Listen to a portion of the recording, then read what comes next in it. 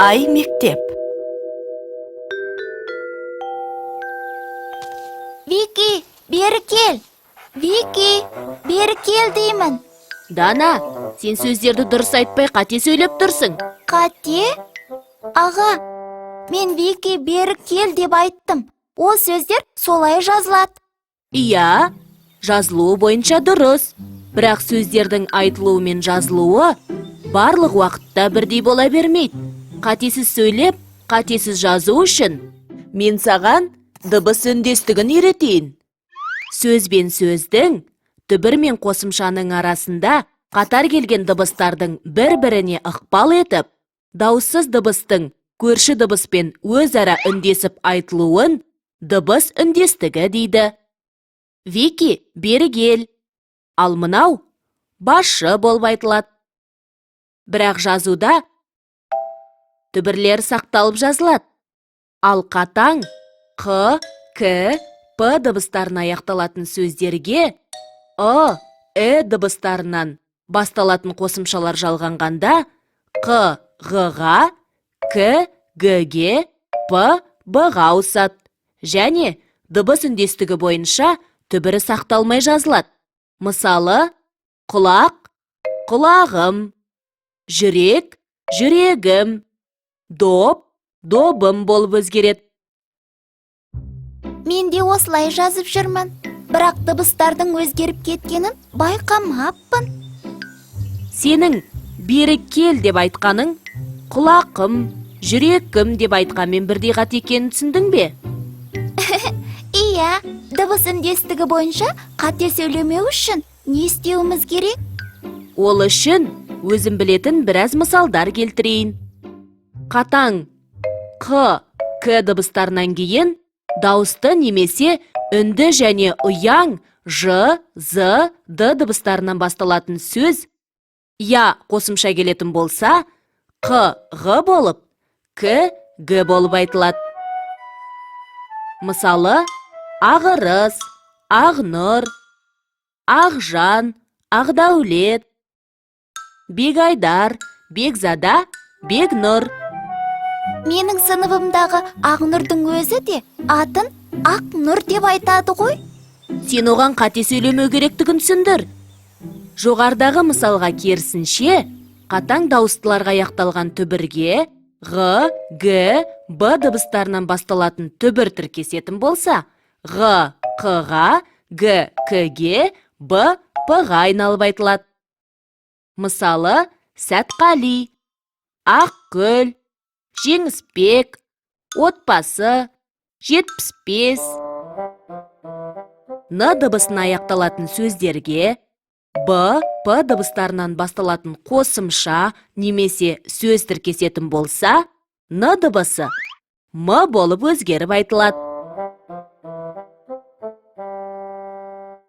Мысалы, 11, 15, дүйсенбі, сенбі, күнпарақ. Мен осы күнге дейін 11, 15 деп қате айтып санаппын ғой. Н дыбысынан кейін Қ, К, Г, Г дыбыстары келетін болса, Н, ың болып айтылады. Мысалы, оң ғой, күн көру, нанға бару, дүкенге бару. З, С дыбыстарына аяқталған сөздерге Ш дыбысынан басталатын қосымша жалғанса, Ш болып айтылады. Мысалы, теңізші, кеңесші, жұлдызша, орысша. Аға, мұндай заңдылықтар әлі көп пе? Мынау соңғысы. С дыбысынан кейін С дыбысы келсе, С болып дыбысталады. Мысалы, көзсіз, тұзсыз. Вики, бері кел. Мұнда келе ғой.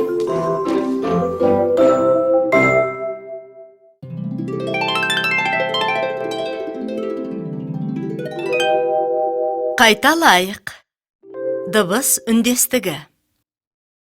Сөз бен сөздің, түбір мен қосымшаның арасында қатар келген дыбыстардың бір-біріне ықпал етіп, дауыссыз дыбыстың көрші дыбыспен өзара үндесіп айтылуын дыбыс үндестігі дейді. Мысалы, Вики, бері кел, немесе басшы болып айтылады.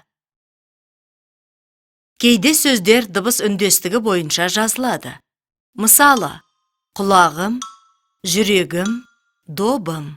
Қатаң к дыбыстарынан кейін дауысты немесе үнді және ұяң ж, з, д дыбыстарынан басталатын сөз я қосымша келетін болса қ-ғ болып, к-г болып айтылады.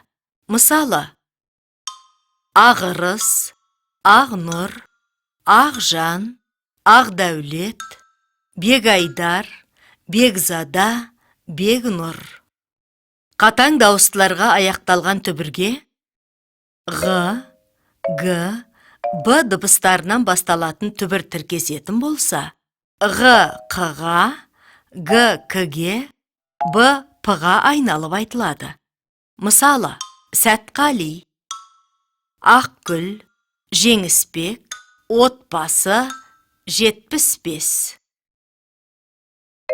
Н дыбысына аяқталатын сөздерге б, п дыбыстарынан басталатын қосымша немесе сөз тіркесетін болса, н дыбысы м болып өзгеріп айтылады.